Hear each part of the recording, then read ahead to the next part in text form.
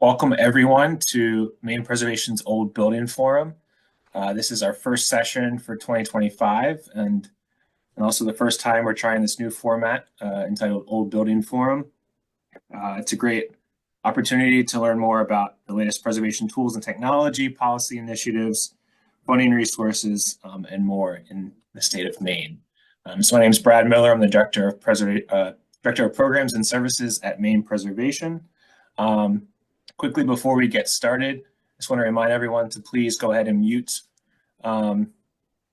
your audio, and we will be recording this. So if you don't want your video to be on that recording, I would hide your video from here on out.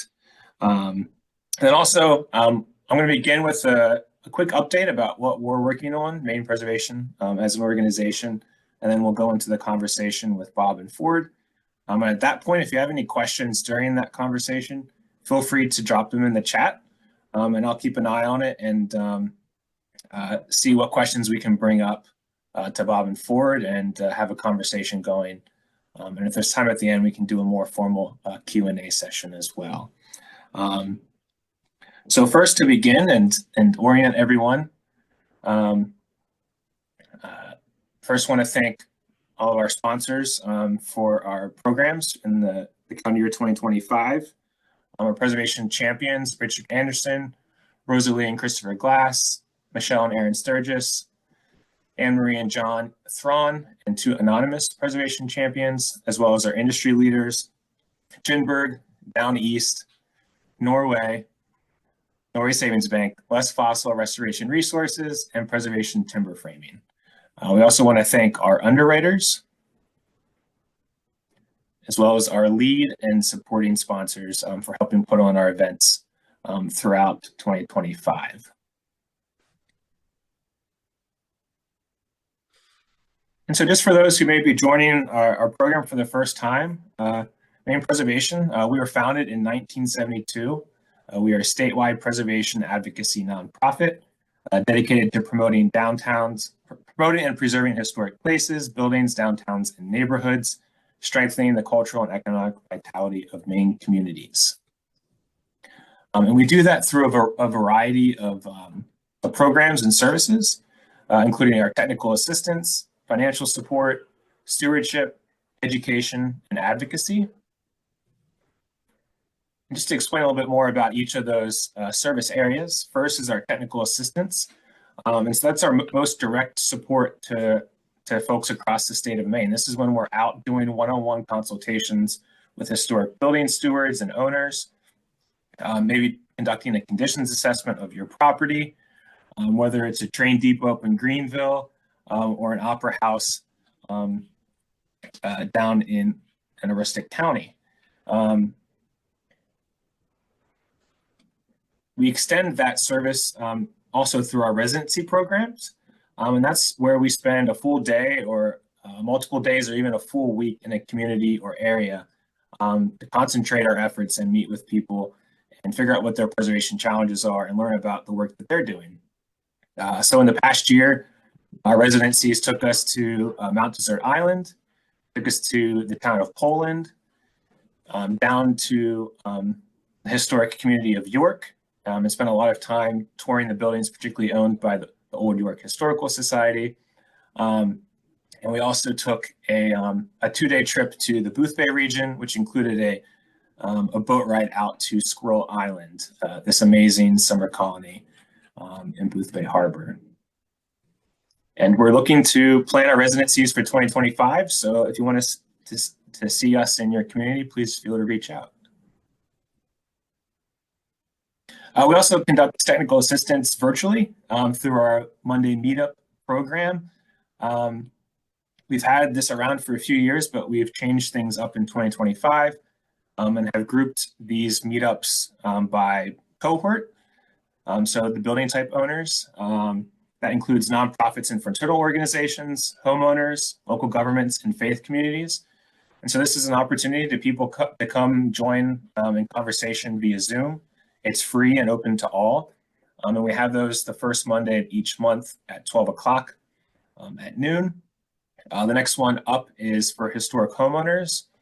the first Monday in March. So I hope you all can join us for that.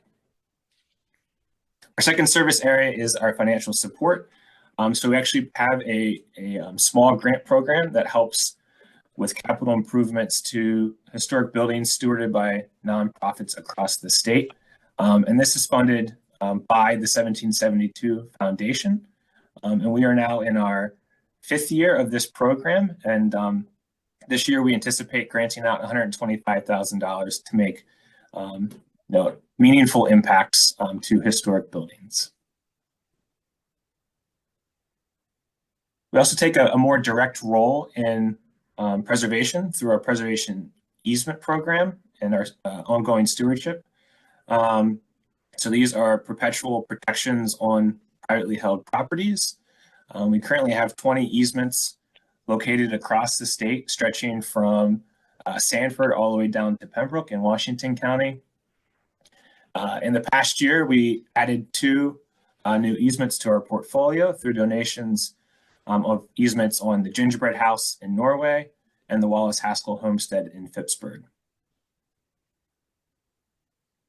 And what I think is one of the most important parts of our mission is our education offerings. And so we do that through formats like this Old Building Forum tonight. We have tax credit workshops and workshops through communities to raise awareness about the importance and impact of historic preservation, whether it's in your historic downtown or village center. We're also interested in the education of the next generation of preservationists. And so each summer we host our Patricia Anderson Summer Fellowship Program, where we welcome emerging professionals from graduate programs or historic trades programs. And they split their summer with us in the office working on nonprofit advocacy preservation work, and the second half of their summer in the field with our preservation trades partners, restoring windows, repairing timber frames, and doing that hands-on work and getting that wonderful experience. And we're currently accepting applications for this year's fellows. You can find more information on our website, and those applications are due March 6th. And we're happy to again host our Jane's Walk Me across the state of Maine. This is the first Saturday of May, which this year is the 3rd. These are wonderful citizen-led free walking opportunities. I'm going to play a little video to explain more.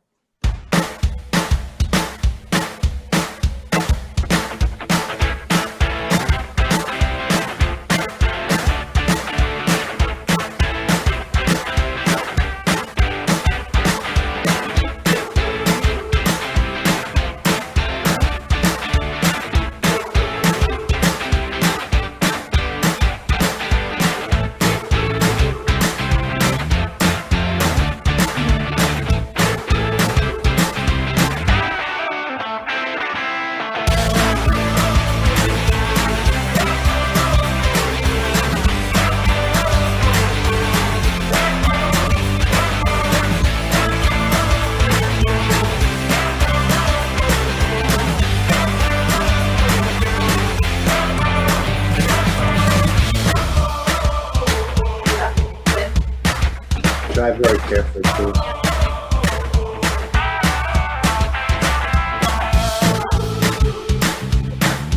Just skiers coming home.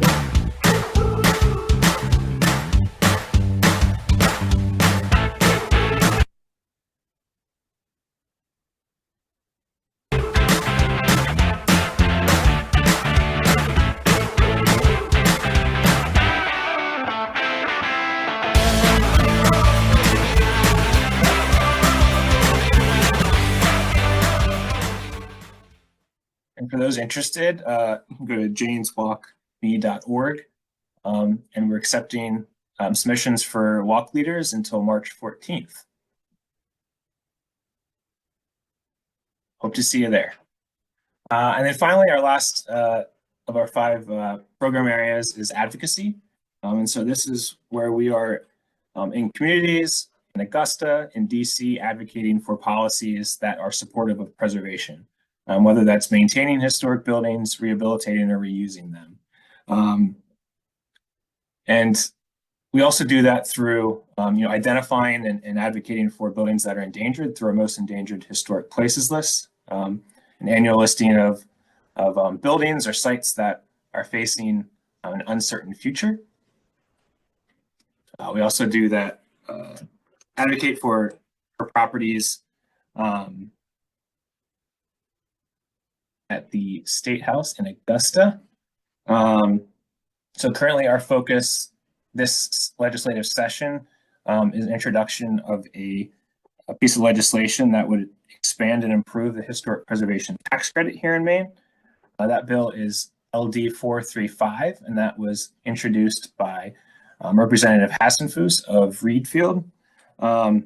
This would do three important things. It would improve the small credit, which helps the rehabilitation of smaller buildings. Think in your historic downtowns and village centers.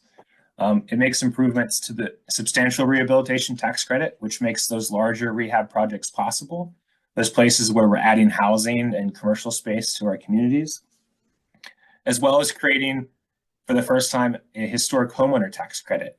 And so those programs exist in 25 other states, but currently there's no support for historic homeowners here in Maine to help with the repair of their historic residences. And so we hope that this legislation will be successful. There has not yet been a hearing scheduled for LD 435 yet, but as soon as there is, we'll let everyone know via email. So keep an eye out for emails or posts on our social media platforms.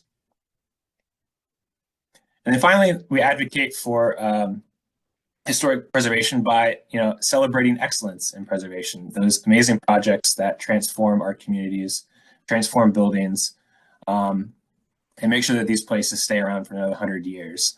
And so our Honor Awards program is an in-person celebration. This year, it's Tuesday, March 25th in Gardner at the historic Johnson Hall Opera House. Tickets are now available on our website, and we hope to see you all there as well. And finally, if any of this work seems of interest to you and something that you want to support, we are a member-based organization, and we would encourage you to check out www.mainepreservation.org/membership to learn more about how you can support us in that way. And then so on to our conversation for tonight, No Place to Hide, Lighthouses on the Front Lines of Climate Change. I first wanted to introduce you to tonight's speakers. So we're joined by Bob Trapani Jr. He's the executive director of the American Lighthouse Foundation and has been for the past 20 years. He has authored 7 books on lighthouses and life saving and has seen the coastal sentinels from many different perspectives, including as a lighthouse technician for the U.S. Coast Guard as an auxiliarist. We're also joined by Ford Reiche, who brings several years of experience, having owned and restored 5 National Register listed buildings here in Maine. He is the founder and president of the Presumpscot Foundation, which supports lighthouse preservation, including direct stewardship of Halfway Rock Light in Casco Bay. He is the recipient of the 2024 Distinguished Service Award of the National Maritime Historical Society and Maine Historical Society's 2024 Neil W. Allen Award for Outstanding Contributions to the Field of Maine History. And before we welcome Bob and Ford, I would like to play a little video to set the stage about tonight's conversation about lighthouses, the impact of climate change. And then we'll hear from Bob and Ford, who helped capture a lot of the images shown in this video.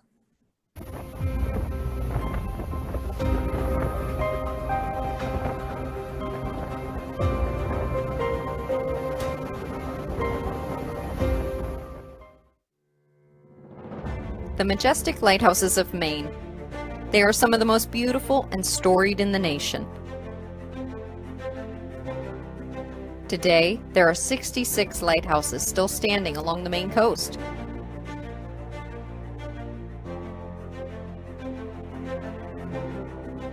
From the state's oldest, the 1791 Portland Head Lighthouse, to its youngest, the 1910 Whitlock's Mill Lighthouse. These venerable guardians have transcended time and continue to stand sentinel over the state's rocky shorelines, remote islands, and wave-swept ledges.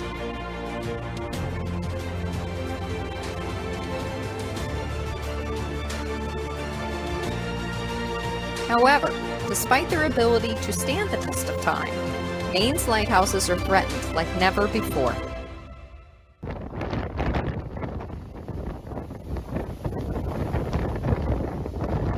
Climate change, rising sea levels, and severe storms with greater intensity and frequency are now exacting a heavy toll on these irreplaceable treasures.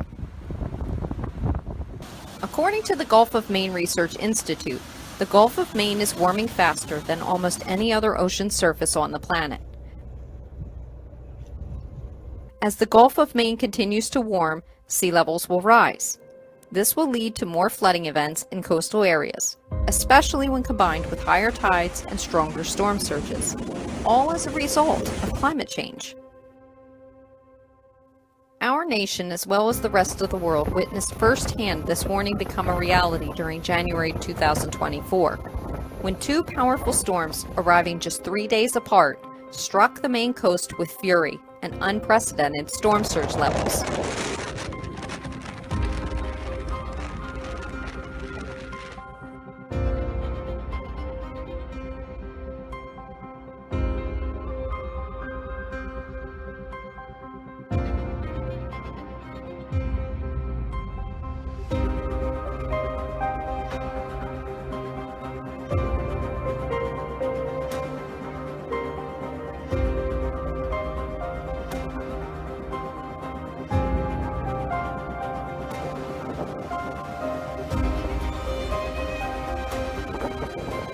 Coastal damage was widespread, but how did lighthouses fare?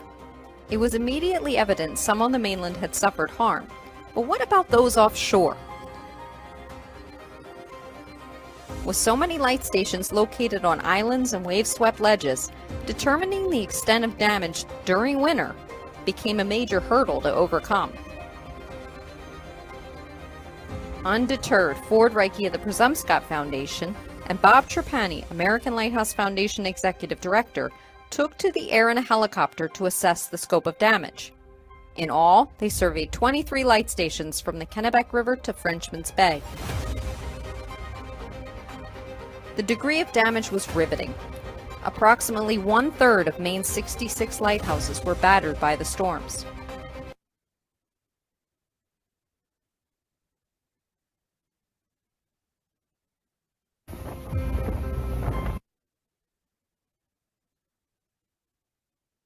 Bear with us as we find where the video stopped.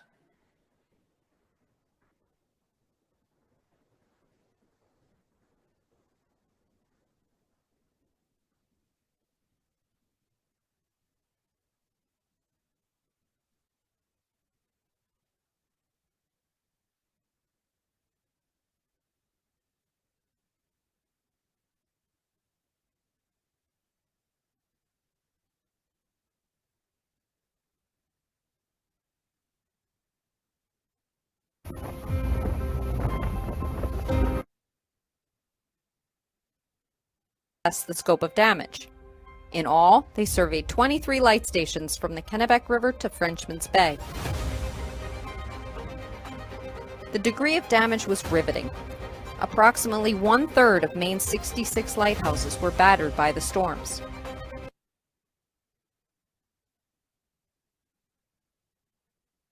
Well, Bob and Ford, I think the dramatic music and videos may have set a good stage. And rather than trying to make the video work, maybe we can just jump right into the conversation and maybe fill in where the video may have stopped. Sounds good, Brad. We can do that. Ford, you want to set the stage for this, for the climate change part? I'd be happy to. I want to, I guess, fill in a little bit about what that video would have shown.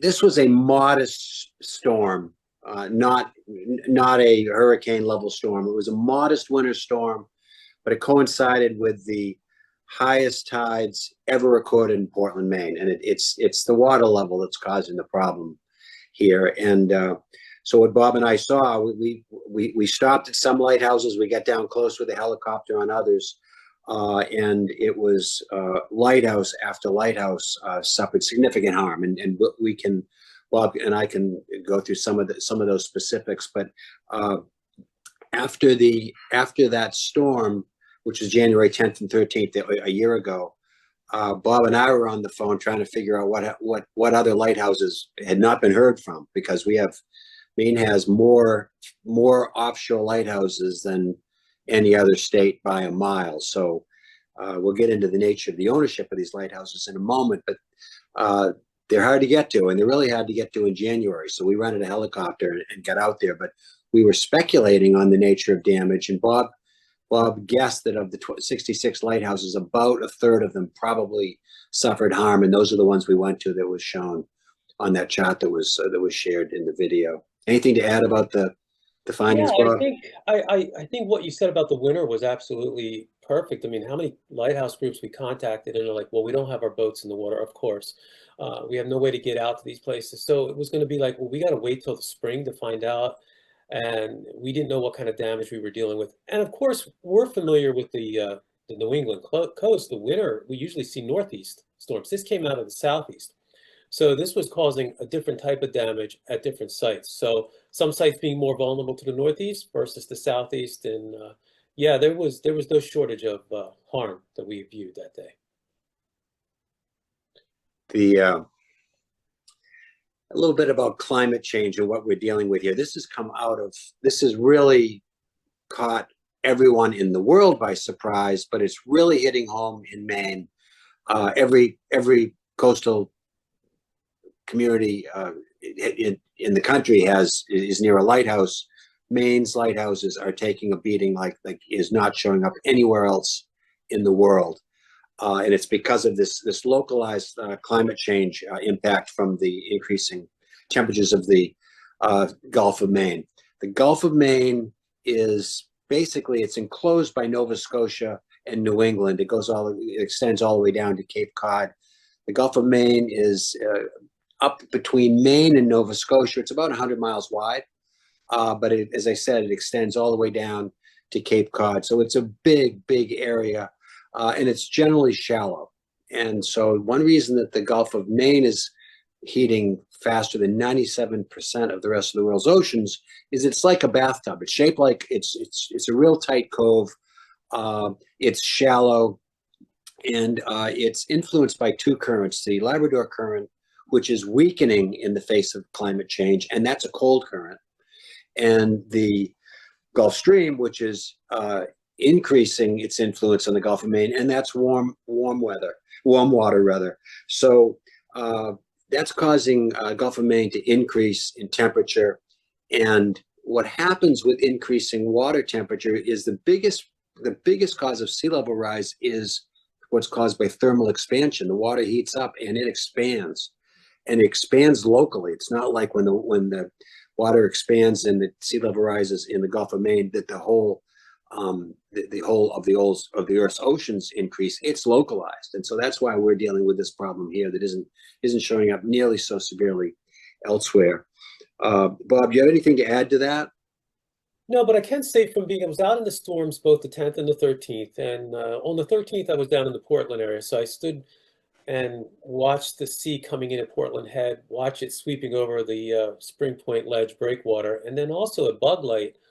At Portland Head, I can honestly say every 3 to 4 waves give you pause as they came slamming into there. You're wondering, it's kind of like very anxious, like, is this next wave going to be the one that, inflicts some serious damage on something like the fog signal building at Portland Head?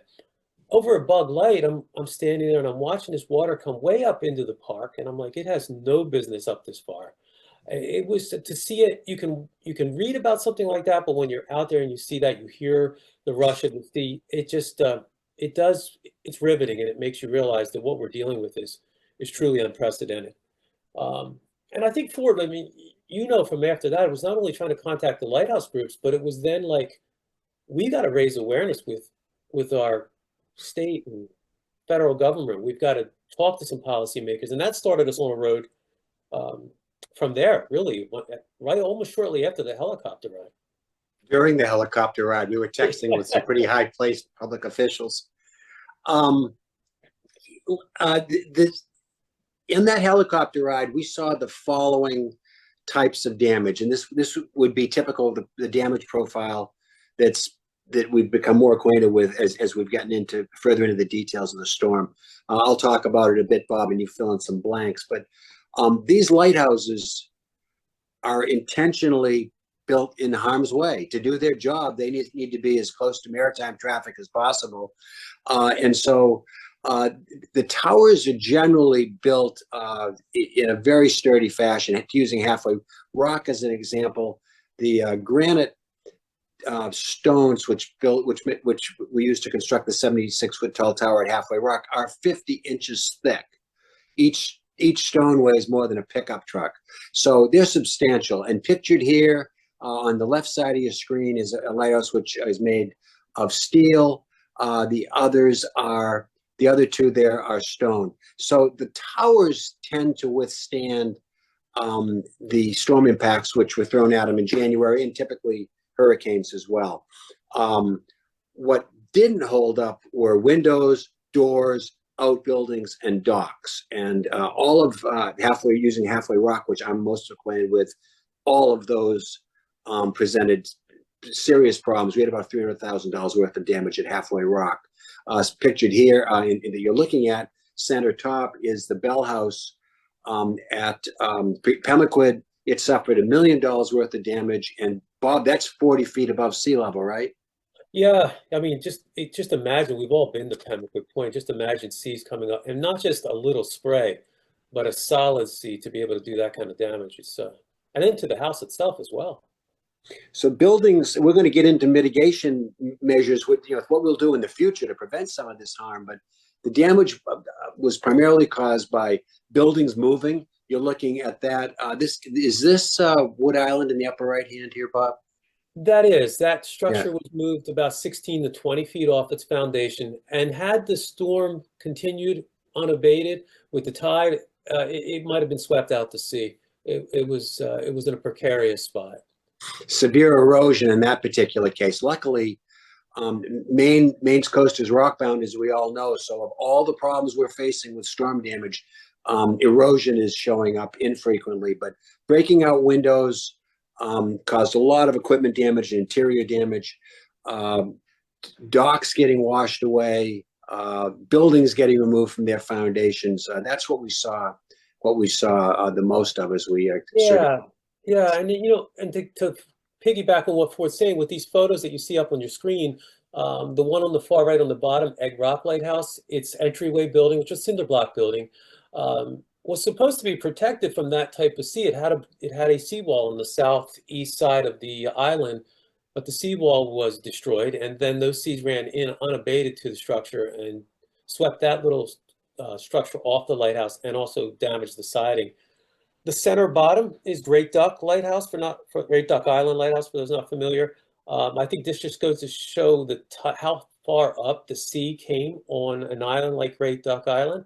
At Petite Manan, it not only wrecked some of the walkways and boat ramp and what have you at Petite Manan, but it also wreaked havoc with the burrows for puffins, for the nesting puffins. So it was actually a little bit of a concern this year when the puffins returned to the island, that a lot of those burrows were destroyed. So, and then on the right-hand side, Little River Light, this is one that's generally thought of to be well above any type of sea action, but the sea actually got all the way up into the lawn at Little River and damaged the solar array for the Coast Guard that was out in front. So it was pretty wild storm.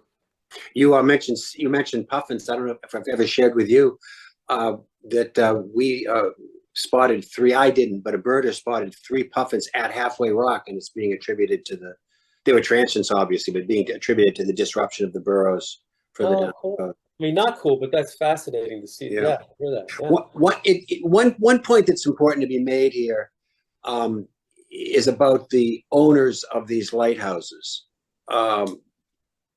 Nobody saw climate change coming and the type of damage that we're describing here It's very expensive to repair. And over the past 20 or 30 years, the federal government has been finding new owners for its lighthouses as quickly as it could. Of the 66 lighthouses in Maine, how many only 18 are left with the federal government? Is that right, Bob? Yes. And the way that the government has found new owners is it's a competitive basis first. There are different stages. First, it's a competitive basis among nonprofits. If a nonprofit is interested in acquiring a lighthouse, it's being made available. They get priority. They get it for free, but they need to present a really credible stewardship plan. And so lots of these lighthouses are in the hands of individuals, very modest nonprofits. Seguin, for instance, is Friends of Seguin. Wood Island is Friends of Seguin. They're volunteer groups, very limited means. When the federal government was selecting these owners and when these owners were signing up to be stewards, they had no idea things like this were going to happen. Normal lighthouse maintenance is taxing, but it's predictable, and you fix something and it's typically in place long term. That is not the horizon anymore. Anything to add to that, Bob? Yeah, I think coming out, like you, Ford, I've been in this movement for a long time, almost 3 decades, and I think it's fair to say that when it comes to preservation, we as a community address that neglect and that deterioration more systematically. We look at it, we plan, we design, we'll fundraise, and then we'll carry out those plans almost like a checklist box. Okay, we go with what's priority. And these storms changed all that. This is, I mean, just suddenly, we've all heard climate was changing. We've all heard the sea was rising. And then you get a back-to-back weather events such as this, and we no longer can just sit there and say, no, this is not a problem. We have to address it. But it requires us as a preservation movement to actually, in some ways, change our mentality of how we approach that and maybe reprioritize. And I don't even think maybe, I think we have to reprioritize our goals for how we're going to preserve these sites, how we're going to make them more resilient, which we'll talk about later. But I think, too, what we found, too, was some of the structures, you said Ford earlier, and it was true. I mean, a lot of the structures damaged were outbuildings such as boathouses and other structures on the site. And sometimes they were the ones that were left to being restored. We'd worry about that tower. We'd worry about that keeper's house. And then, but the most vulnerable, the closest ones to the sea, maybe didn't get quite as much attention to their foundations and to other ways that would have possibly helped protect them from the storm damage. So I do think we can use these storms in a very positive way to change our approach to preservation. If we could have shown the rest of that video, there was dock after dock and a number of buildings that were simply evaporated in that storm. One dock was 220 feet or something like that long. See, that's actually Ford, that is perfect for what really does drive us. What do we use these sites?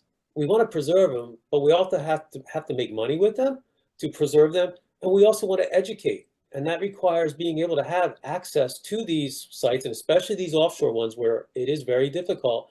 And when you see all these types of boat ramps and piers and wharfs wiped out or severely damaged, it just sets back your program that much more. And all of a sudden, you not only have structures that are damaged, but now you're saying programmatically, how are we going to deal with this? So it left a lot of people scrambling.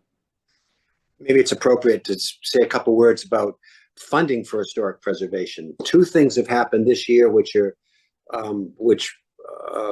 both occurred after the storms. One was in response to the storms, but 2 significant pools of money to help with this are worth mentioning. One was a bond, which was for storm recovery.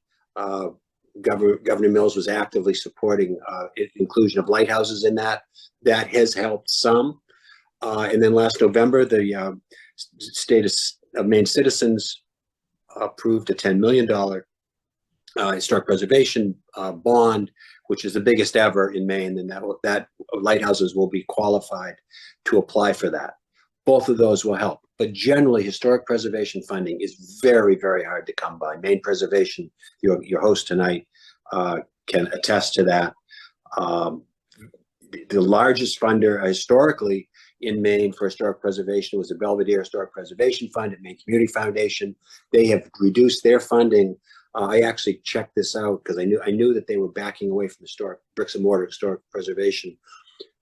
3 years ago was the last year that they made a commitment to bricks and mortar restoration. That was $270,000 they turned back into historic buildings in Maine that year.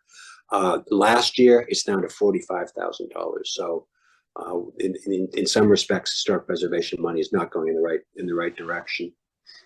And that storm damage also impacted our tourism aspect, because even something for like Maine Open Lighthouse Day, which is the largest event of its kind in the country, there were lighthouses this year that could not participate due to either walkways deemed unsafe or access that was compromised.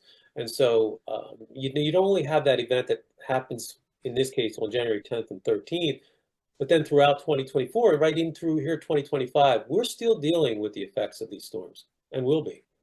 One enormous step in the right direction for us, for the Maine lighthouses, was being named to the watch list for the World Monuments Fund, which was done with the significant help from Maine Preservation. But before we do that, I want to say one thing. Sorry, I gave you the wrong cue there, Brad. I want to say one interesting note about regulations in historic buildings.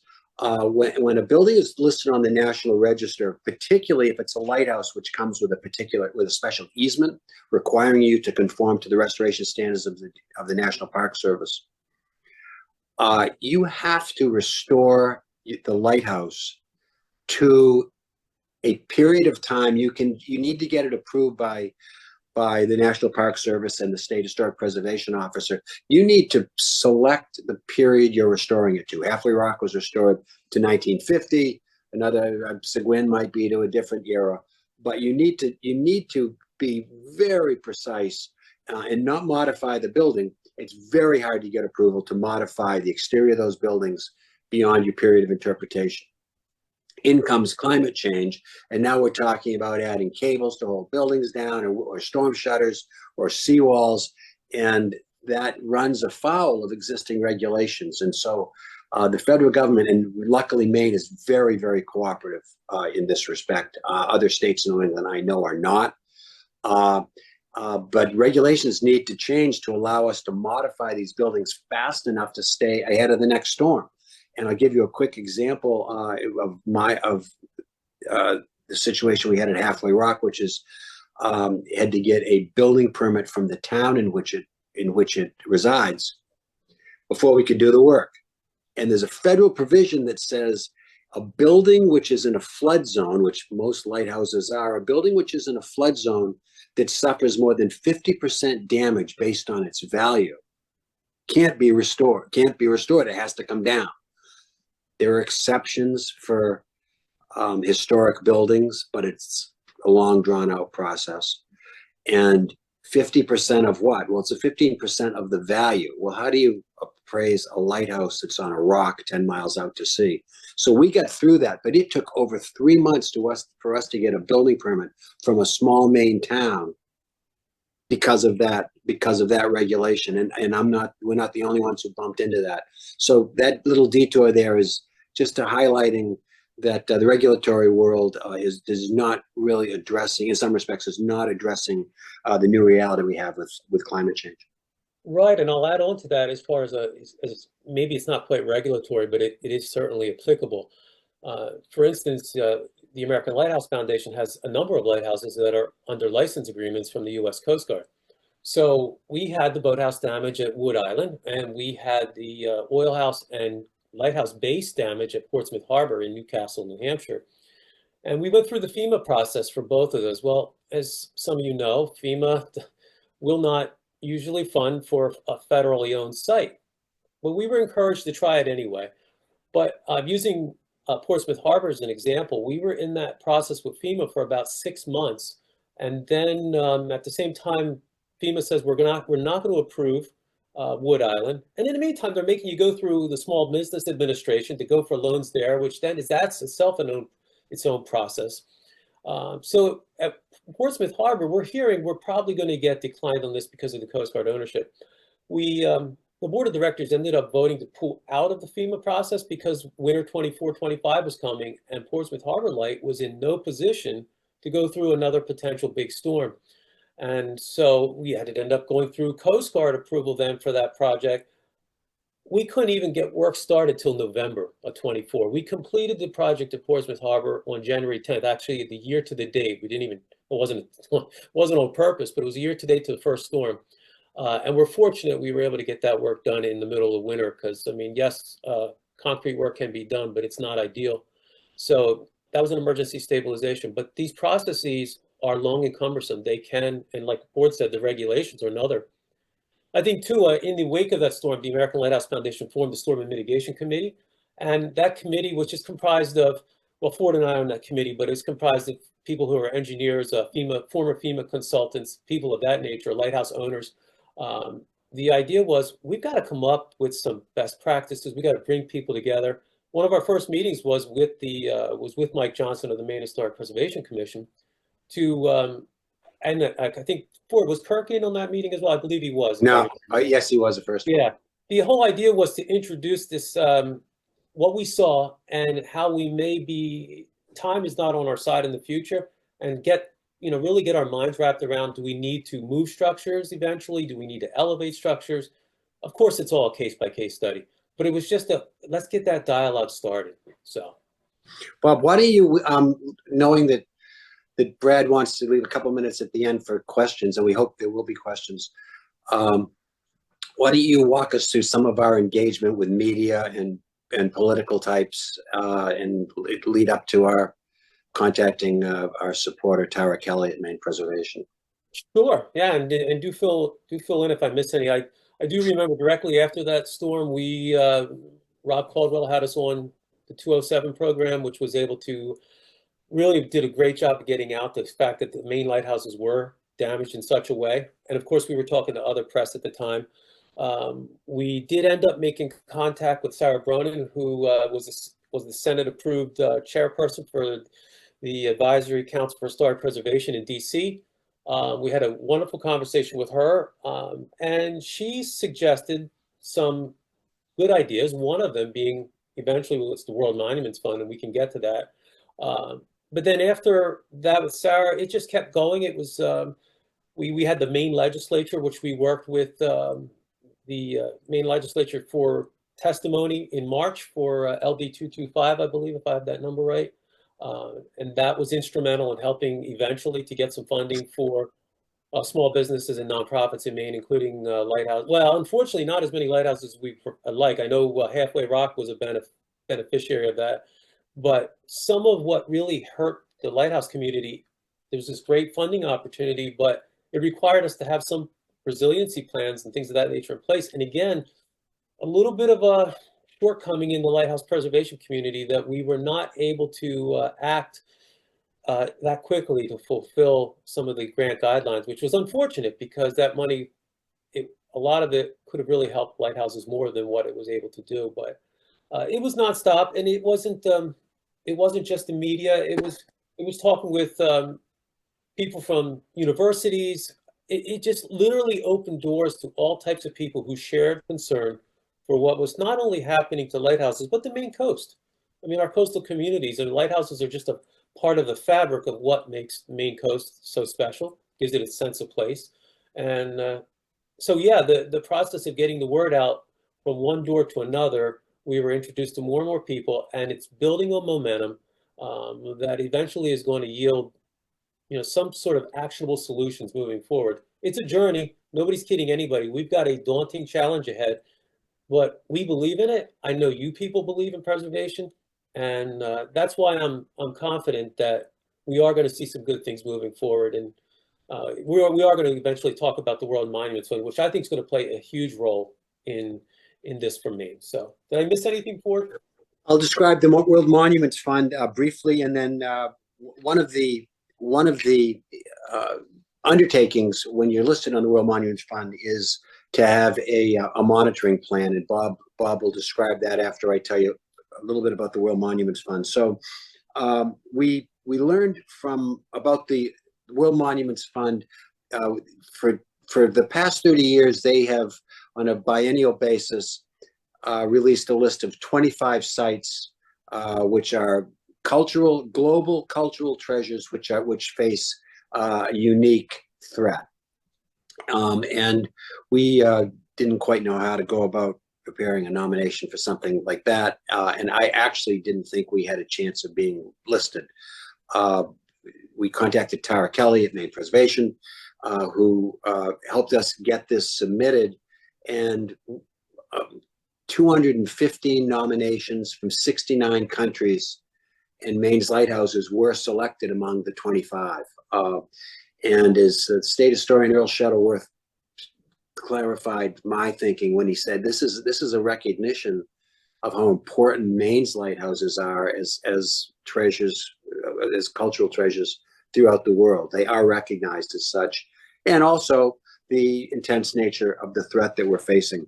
So the World Monuments Fund did name 25 sites, and I'll give a couple of examples just because it puts in context how significant listing Maine's lighthouses is. The World Monuments Fund usually selects threats which might be which are generally familiar to us: neglect, being overloved, overrun by tourism, military conflict, and then this emerging threat is climate change. Some examples of stress from over tourism: the moon. The first time ever a non-Earth site was selected to the Monuments Fund endangered list or watch list. The moon, and that's because there have been 90 different landings on the moon since 1969. And because there's no climate there to disrupt the traces that were left, there are relics that have been left behind from these landings, and it's people worry that tourism now to the moon will disrupt those sites, so it got listed. Another example of excessive tourism is Buddhist grottos from the 5th and 6th century in China being overrun by mass tourism. Some examples of the threats from military conflict on this list: Gaza, of course, and the Ukraine, of course. And then for climate change, there's a site in Africa on the East Coast, on the Swahili coast, which is suffering from severe erosion, and that erosion is taking with it historic buildings from the storm surge. And then it got us to the main lighthouses, also listed. So this listing means something because of the recognition which I've characterized. It also comes with economic benefits. We don't know what they are, but they started with a fund of $2 million for all to spread across all the sites, and that has grown significantly through donations since the announcement of the watch list on January 15th.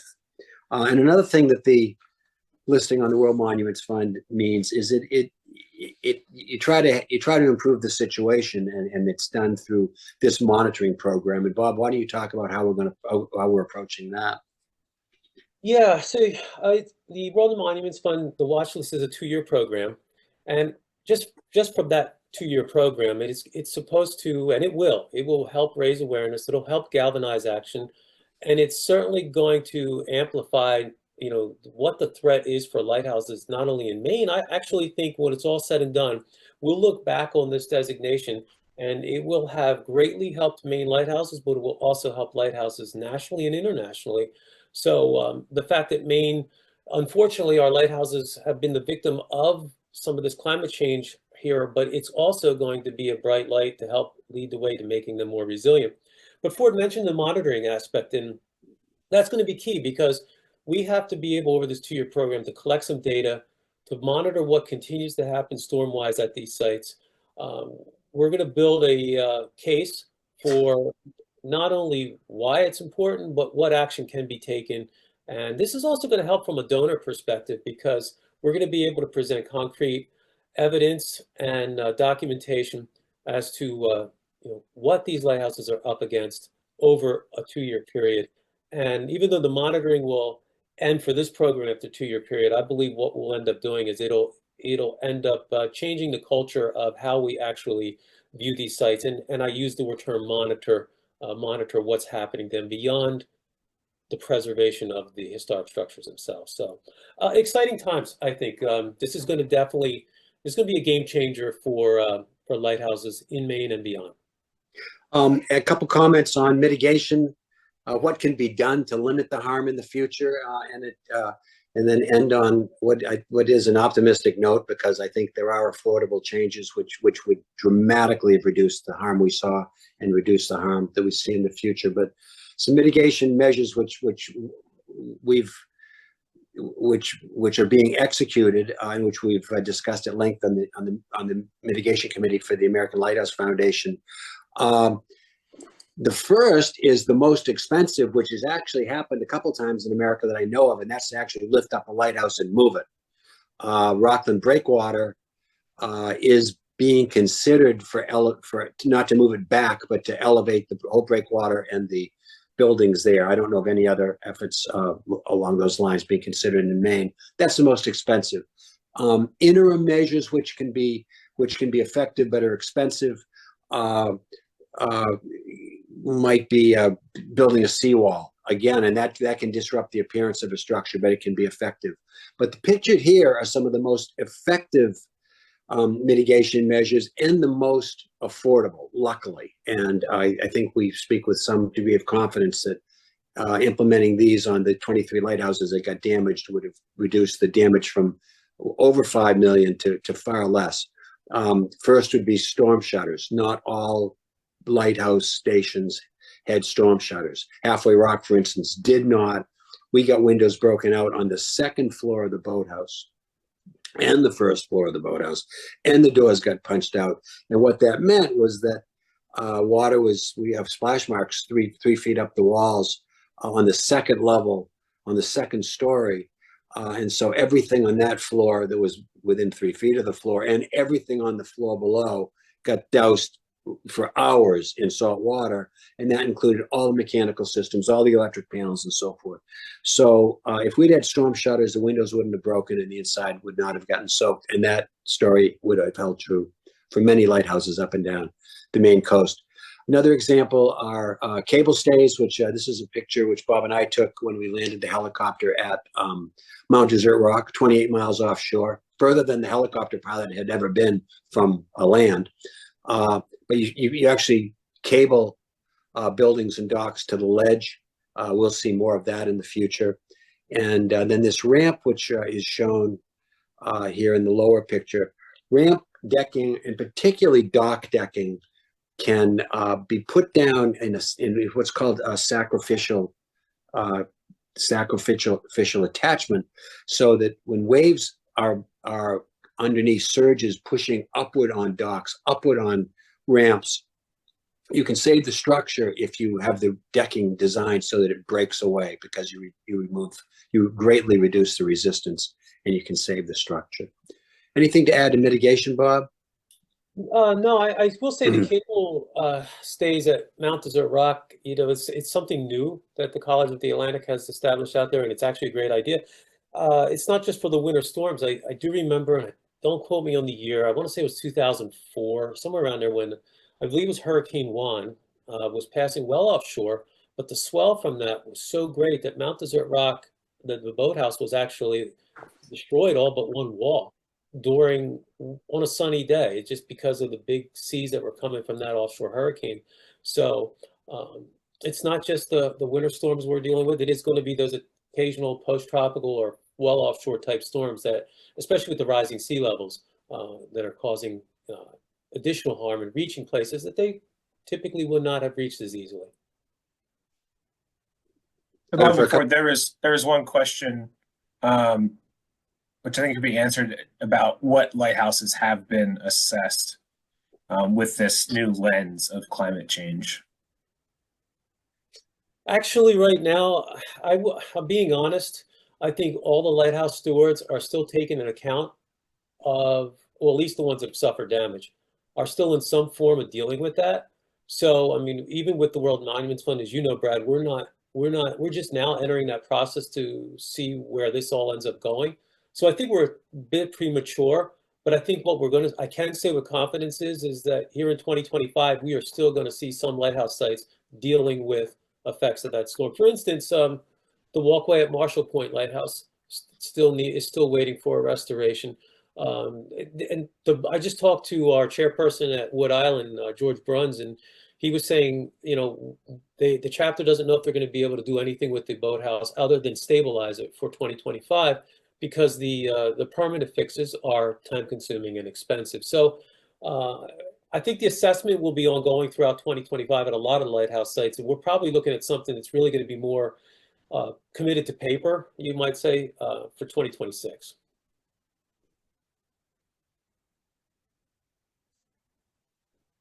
I think too, it's funny. I was thinking about this. The World Monuments Fund. It was, the watch was so cool, and I'm like, here we are seeing Maine's lighthouses leading the way again, and a lot of you are familiar with the Island Institute's efforts in the mid '90s, '94 to '98, with the Maine Lights program. That was groundbreaking at the time to be able to have 28 lighthouses transferred from the federal government into nonprofit or state and local hands, municipal hands. And from that Maine Lights program, 2 years later comes the National Historic Lighthouse Preservation Act of 2000, and the government used that Maine Lights program as a template for what is now our national act. Then you think in 2009, the U.S. Coast Guard partnered with Maine Office of Tourism and the American Lighthouse Foundation on something like Maine Open Lighthouse Day. So first time, up to 24 lighthouses in the state of Maine, be more if they weren't so many offshore, were open on the same day at the same time for people to participate. So that was a cool one. So then you look now, and here we are taking a negative, meaning the climate change impact on Maine's lighthouses, and turning it into a positive, that once again, Maine's lighthouses will be at the forefront of our national discussion on how we make them more resilient. So, they say lighthouses, some people say lighthouses were done making history and the keepers left, and that's not true. We're making history all the time, and I think this is just proof, but this looks different. I think Thanks, there's a Bob. question related to your last comment, Bob. You go ahead. What's that? What's the question? So the next question is how many of the 66 are active navigation aids, and what is the Coast Guard's position on climate change threats? Okay, so there's 55 federal aids to navigation active, which means the Coast Guard has them, and there's 2 private aids, which are Bear Island and Portland Breakwater. They're privately maintained. I could say 36 foghorns are still active along the coast too. As far as the Coast Guard's position, they really haven't taken a position. I can only speak for the involvement as the American Lighthouse Foundation. I won't speak for any other groups. They've been extremely supportive of trying to help us get approvals through for storm damage repairs and those types of things. But obviously, they're not in a position to help with funding, even if they own the structures. And they pretty much they're pretty much out of this discussion in regards to the policy and everything else that's involved with carrying it forward. Obviously, if they can lend support to it, they will. But in most cases, the Coast Guard's responsibility at these historic light stations is literally the light, the foghorn, and its supporting equipment. So there are. I'll add one thing to that. What's that? You and I take for granted how the Coast Guard works with their easements on private lighthouses, but I'll explain it for anyone who doesn't know. When the federal government changes ownership in these lighthouses and they go to a foundation or a friends group or whatever the new steward organization is, usually the federal government retains the right to maintain a light there, and they come and go. They change the batteries, the solar panels, maintain the solar array, and maintain the light, and in some cases the horn, even though they don't own it anymore. So of the 66 lighthouses, Bob, how many are still? 55. 55, and so 35 of those would be in private hands, but with an easement for the Coast Guard to run the light. Oh, and even some of the federally owned, because some of the federal owned, like U.S. Fish and Wildlife, has a number of active aids and navigation. So the Coast Guard still has to maintain that easement with another federal agency. So yeah, it's even more. I think that's a good place to end. I think just to it really highlights the challenges. Just so many different types of entities own these light stations. They all used to be under the auspices of the federal government, and their ownerships were dispersed, and there's different layers of approvals that we have to go through in order to repair them. And all these light stations are also receiving similar impacts from storms, but also maybe unique to their setting and site. And so I think the work that Ford and Bob are doing through the American Lighthouse Foundation and the Storm Mitigation Committee, and then this nomination with the World Monuments Watch in partnership with Maine Preservation, we're all going to start trying to take all those big ideas and put together, concrete plans for how we're going to educate and inform and kind of organize lighthouse station stewards across or along the entire Maine coast, and really try to make a difference. So Bob and Ford, thank you so much for taking your time tonight, for sharing all of your extensive knowledge of light stations. And I know we'll probably continue this conversation at another time, but and thank you all for coming out as well to join us tonight. You know what I hope, Brad? I hope we inspire, because there's hope. We can make a difference. So yeah, so thank you. Thanks. Great. Thank you, everyone. Take care. Thank you. All right. Bye. Bye-bye.